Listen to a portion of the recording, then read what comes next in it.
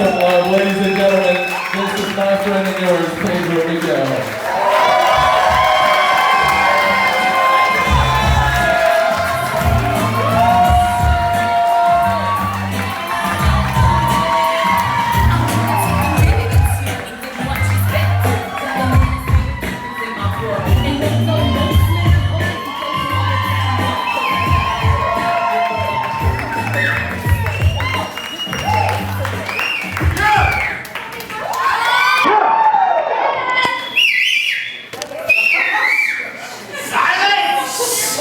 That's a good looking crowd out there. Thank you guys. Thank you all for coming out. I know it's a Sunday, a school night for some of you. As you know, my name is Pedro Miguel, and I brought you all here to talk to you about the ketogenic diet of life.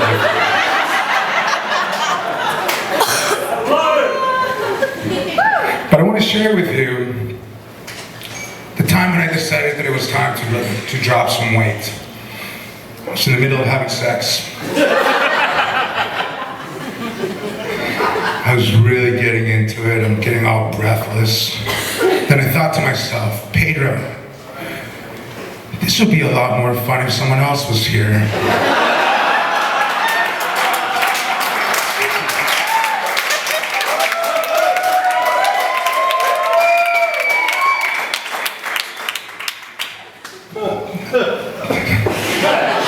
But the worst thing about being a fat guy,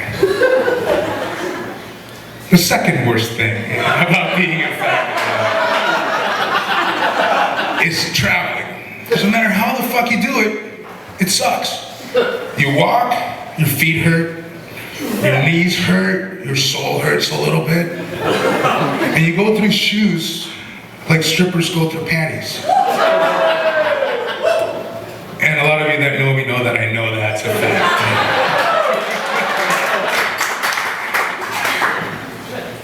Cars, they're not any better. I mean, it's hard to get in and out of, and no matter what car it is, it looks like a fucking clown car when I get out of it. That also hurts your soul a little bit. And don't even imagine me on a bicycle. I told you not to imagine me. That's going to stay in there. That's going to be in there for a little while. You're going to be thinking back about that later. But the worst is planes. Because it sucks for you and it sucks for everybody around you. But I like to have a little fun with it. When I walk into a plane, I kind of look around and I look and I see somebody that has a seat. They have an empty seat beside them and I look at them and I smile. They look down at the seat and they just look at me and smile a little more. Then they look at me again and smile real fucking big. And they start walking towards them. They look up to God and say, please don't let the fat guy sit beside me. Please don't let the fat guy sit beside me. Please don't let the fat guy sit beside me. However, being a big guy limits the places that you can go to. You gotta worry about the furniture that they have. I mean, I wasn't able to go to places that had like small booths.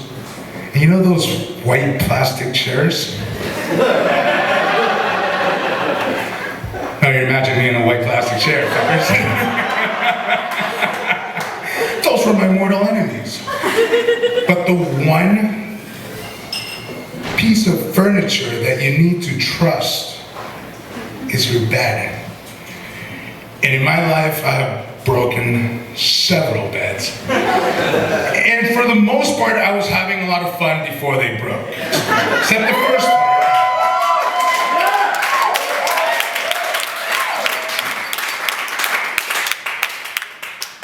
I don't know why you're cheering that. I told you I was alone most of the time. But the very first bed I broke, I was just a kid, and I remember my brother and I, we had bunk beds. And I don't know what happened to me, but I was really upset, and I just ran into my room. I ran onto the bed, and I jumped on it crying, and the fucking thing broke. And there was a beam that went across the middle that supported the mattress. I hear the crump. I'm like, what the fuck was that? I look underneath, and that beam broke in half, and it was like two spikes, two stakes. I thought, like, looking up at the rest of my life living under that bed, thinking, this is gonna fucking break at some point, and it's gonna impale me. True story. It is a true story. I'm just grateful that you were not as big as I was when I was a kid. The second time was a lot more fun. But being a big guy is not that bad. I had a lot of fun with it. And it led me to being a bouncer. And that's been a lot of fun. And in all honesty, it's helped me meet a lot of beautiful fucking people.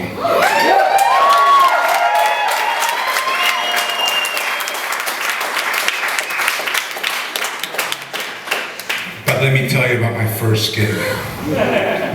I was in high school, grade 9, first week.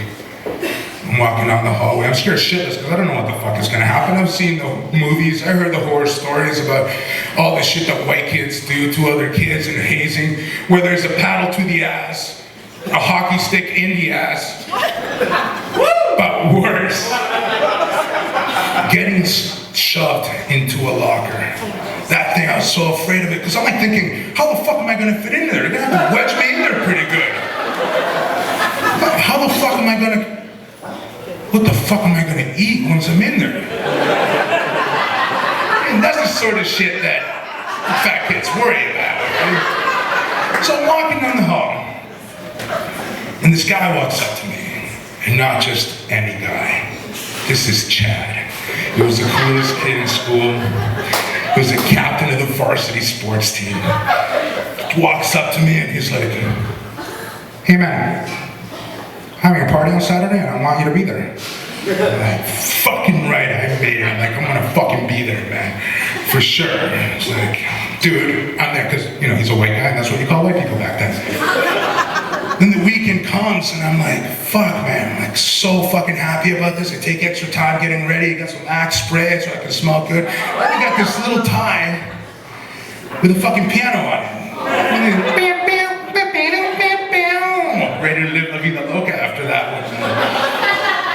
So I get there and I walk into, no, I strut into that party, as I often do.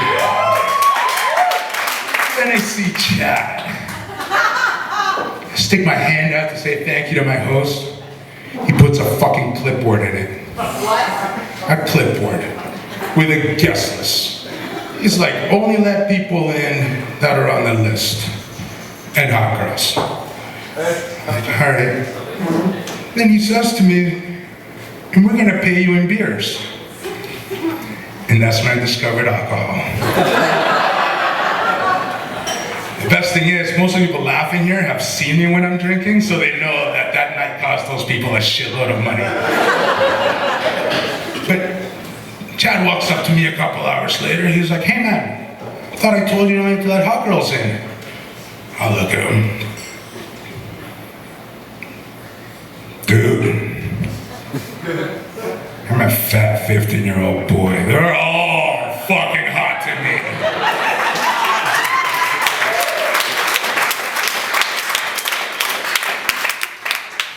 A few years later, I got a job at a strip club.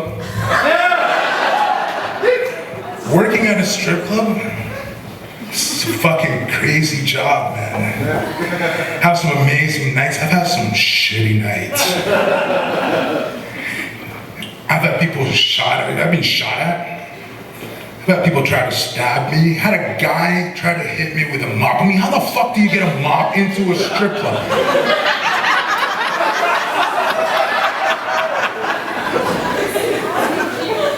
And this one time, this woman comes in looking for her husband.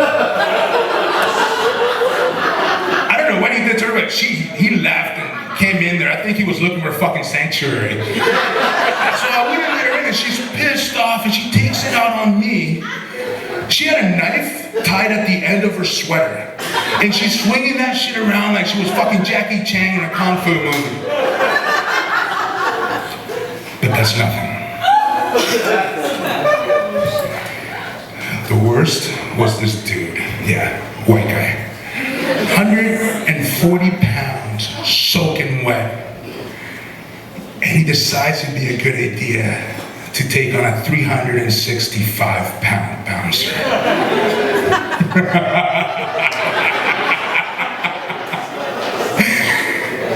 He lost.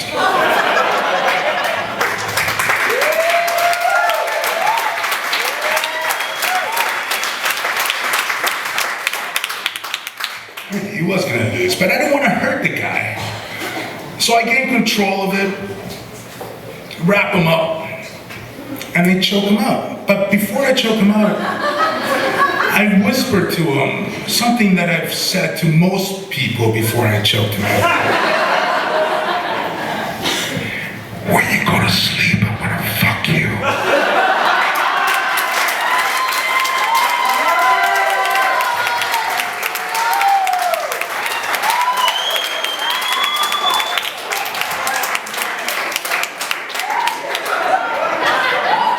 He struggled a little bit. I mean, from the choke.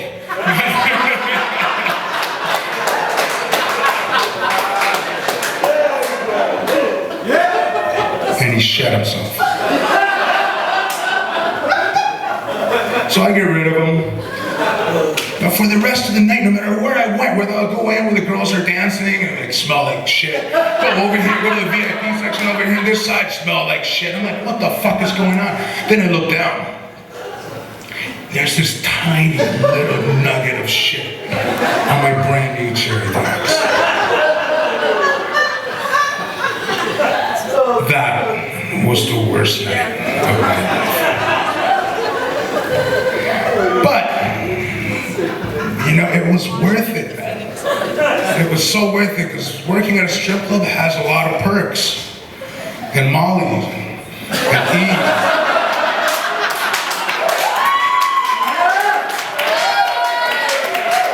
And cocaine. Oh, the cocaine. But truth be told, strippers are lovely girls. Well, most of them. Just don't fucking date one. Take it from me. Dating a stripper is different than dating other people. I mean, there's so many things that can go wrong with dating a stripper, and you're guilty of all of them. I had this one girl tell me, it's like, Pedro, you know it's your fault I'm a stripper. I'm like, we met here. Like an hour ago.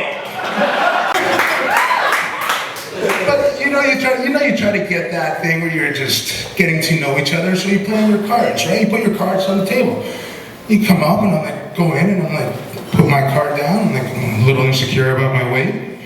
She puts her card down and she says, I have some daddy issues and that's why I'm dating an older fat guy. That one hurt. I'm not gonna lie, that hurt.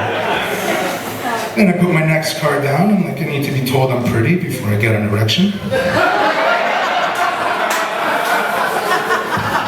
But when you date a stripper, it's like playing 52 pickup. There's cards all over the place, and cards that you don't even know that existed. Cards that I've never seen before. Like you have the owner of clubs, the daddy of sugar, the uncle of hands.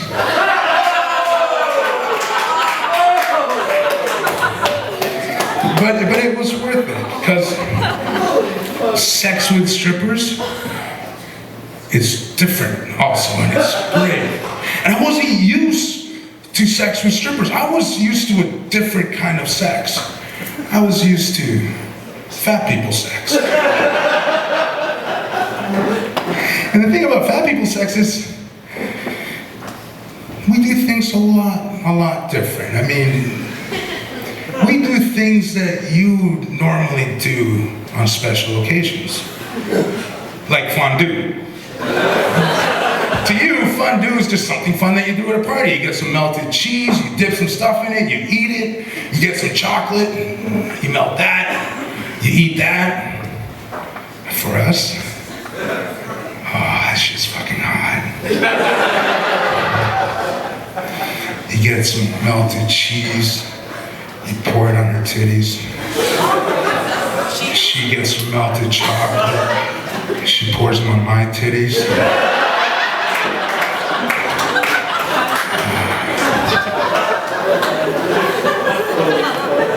Fuck, sorry, I just got lost there. I met this woman once. Very cute girl. And she tells me, I just came out of a divorce. I'm like, all right, this is good.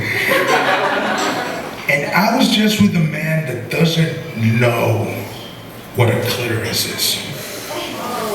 And I turned to her and I'm like, well, yeah, of course, isn't it a myth? Just like a female orgasm? She looks at me and she's like, what? You don't know what a clitoris is? Look at her and I'm like, yeah, I do. I wrote a book on it.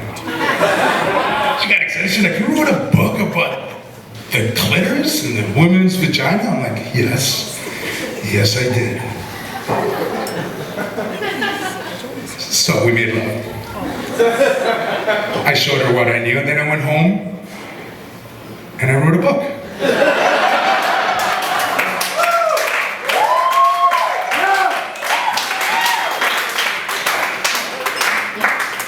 And I would like to read a little bit from this book.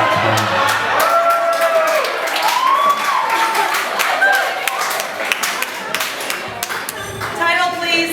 The title of the book is The Little Man in the Canoe.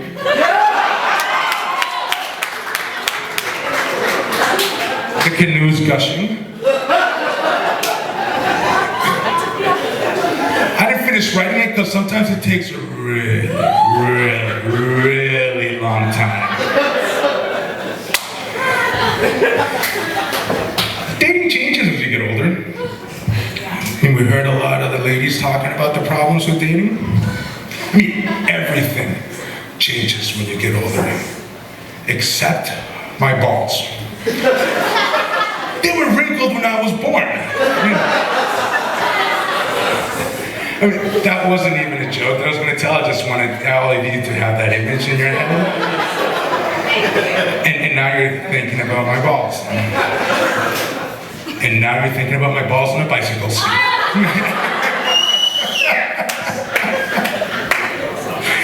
And that's going to stay in there for a while. You're going to go home and you're going to be making love to your girl.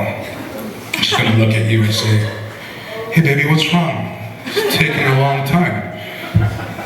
You're gonna say to her, he's like, yeah, sorry babe, I just can't take the image of Pedro's balls out of my head.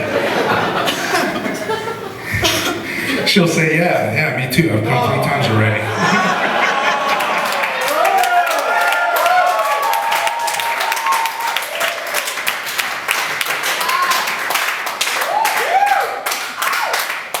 You're welcome.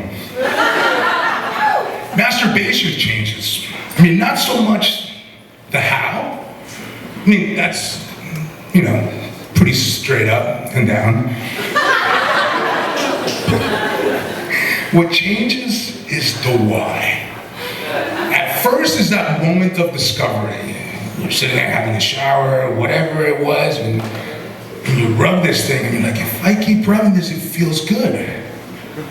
I'm gonna do it every chance I fucking get. And then you discover the opposite sex, and you're like, You start looking at them, and you start kind of imagining them. You haven't quite had sex yet. So you find any pictures that you can find of a woman, so you can use that. And then you start having sex, and then you use those memories, and you fantasize about it, and then you go into it. But at that age, you have to rub a couple out just before you go out on a date, because you don't want to go out there with a loaded gun. It just might go off too soon, and go off in your pants, or even worse, on hers.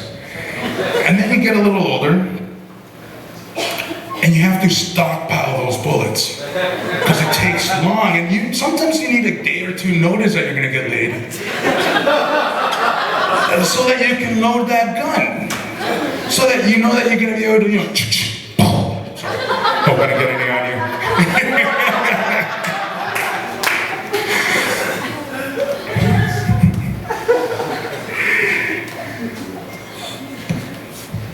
Have you ever noticed come in different flavors and colors. No, not like that. I mean, how we look. I mean, it's still white and salty, right? No matter what it is that you come from.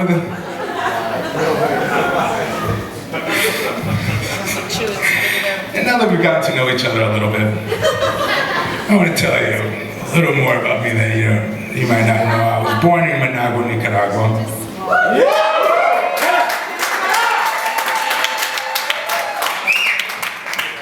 And I know a couple of us made it past that border. We were smart enough not to stop in that first country that spoke English. When I was a kid, I'm going to share something with you about my background. My grandfather on my dad's side had a funeral home service, and we used to build coffins in the back of the house. The property was huge. Our closest neighbor was a 5-minute drive. It was a little easier getting in and out of cars back then. My grandmother on my mom's side owned a bar and a restaurant. So became a bouncer and a fat guy. I mean, it's like it was bound to happen. One thing I remember about being a kid is we had an outhouse. You guys know what an outhouse is? It's kind of like it's somewhere between a toilet and the front door of Tattoo Rock Parlor.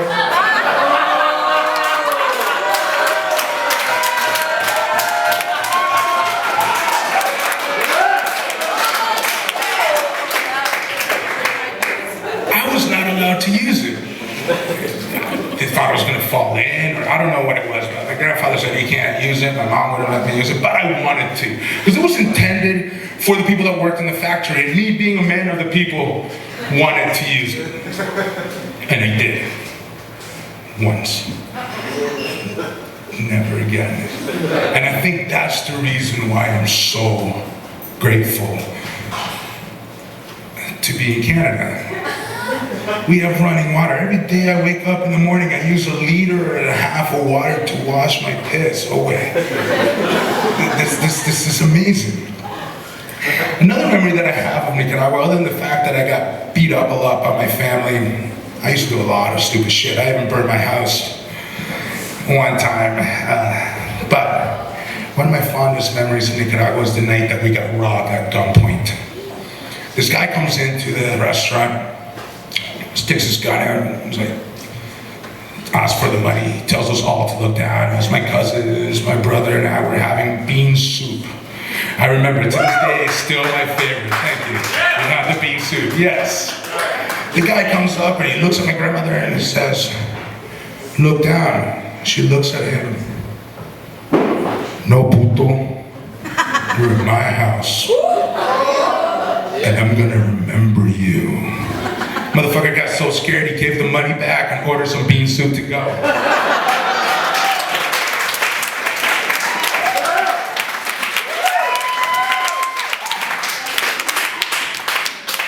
Another fun memory, my favorite big thing about being Latino, being bilingual, is the fact that you can go up y decir cualquier cosa de los blanquitos y no van a saber lo que están diciendo. I know what you said.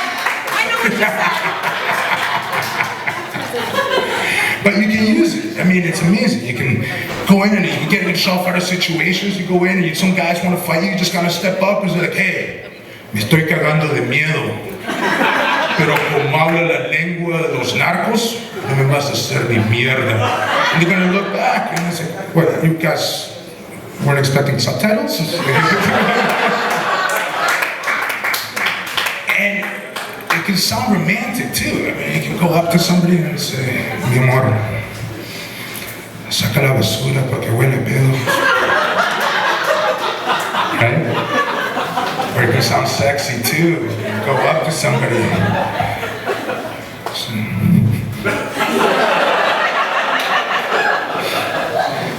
Mi amor, se me olvidaron mi pastilla para ponerme duro. Pero con mi lengua te voy a hacer muy feliz. I'm going to share a little secret with you guys. We're going to take over the world. Mark it now. Latinos are going to take over the world. tried. The Mongols, Genghis Khan, good-looking fella. Just a little history about that. First role I ever played as an actor was playing Genghis Khan.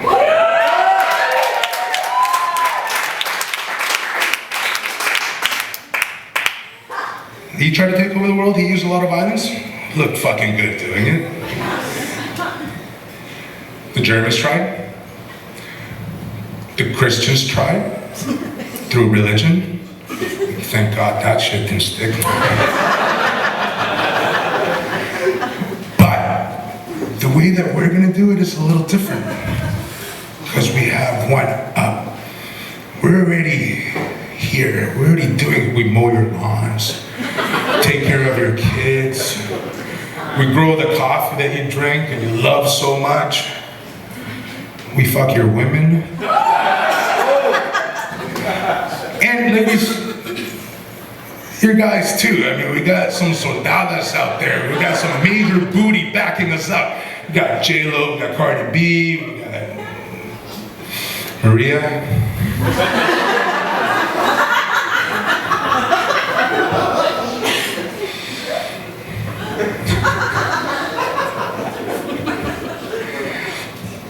That reminds me, I want to put something out there. I want to settle something once and for all.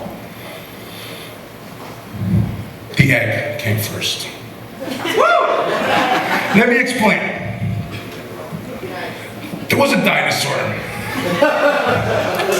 Once upon a time, we're going to call it the Scardosaurus Rex. And she laid some eggs, because guys don't. She laid some eggs, and she was all happy. And she's like, okay, and the Papa Scardosaurus comes up, he's all proud. He's like, look at my little babies. Then the eggs started cracking, and he's so happy. He's like, I'm gonna get my kids here. First bee comes out, he's like, pio, pio, pio. I don't know why, but that's how chickens sound like in Spanish. The guy looks at his Scardosaurus wife, and he's just like, another one cracks. He gets excited again, and he's like, pew, pew, pew. And there's like another thing that doesn't know what it is. He looks at her again, and then another one cracks up, and guess what? Pew, pew, pew. He looks at her, he's like, you know, I'm gonna deal with you fucking later. He's like, where are you going? I'm like, I'm gonna go talk to the dodo across the road. That is the G-rated version of the thing. Speaking about chickens, when I was a kid, my cousin comes up to me and he tells me, hey, did you know that now, if you want to eat, you have to kill your food? I'm like, okay. Start walking away. He's like, where are you going? I'm hungry. I'm going to go to the neighbor and get a mango from his tree. He's like, no, no, no, you have to kill your food. So we went to the backyard, found some chickens, because in Nicaragua, everybody has a chicken or two in the backyard. And he's like, you got to pick one. I look at it and I find the biggest, fattest chicken. And it's brilliant, right? You're like thinking, it's like, yeah, it's gonna be easiest to catch. No, I'm thinking this chicken has the most chicken on it, and I'm gonna enjoy this. So I start chasing this thing. I'm like, imagine Rocky in the movie, except I was little and fast. There's like a little boulder running around. My cousins got tired of watching me, so they helped me, and then we finally cornered this thing. And I grab it, and I'm standing there all victorious. And I'm like, I don't know how to fucking kill a chicken.